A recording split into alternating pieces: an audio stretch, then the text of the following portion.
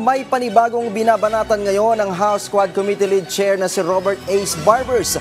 Ito ang mga narco-trolls na nagpapakalat umano ng kasinungalingan para manipulahin ang publiko. Si Melales Mora sa sentro ng balita.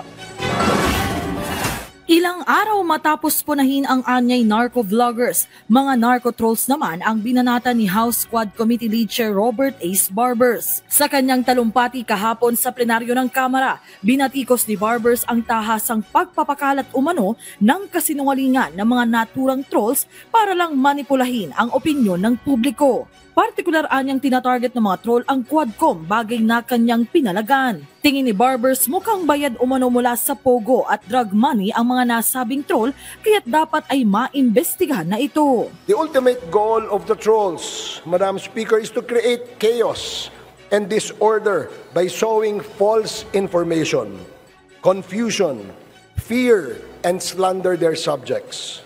We must not let them win.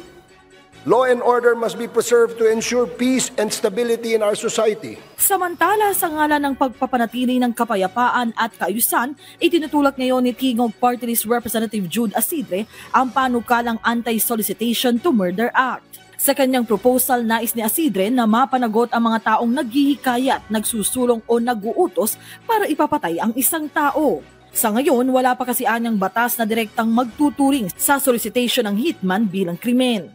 Bagamat magtatapos na ang taon, tiniyak ng Kamara na iba't ibang resolusyon at panukala pa ang kanilang ipapasa para sa kapakanan ng ating mga kababayan. Melales Moras para sa Pambansang TV sa Bagong Pilipinas.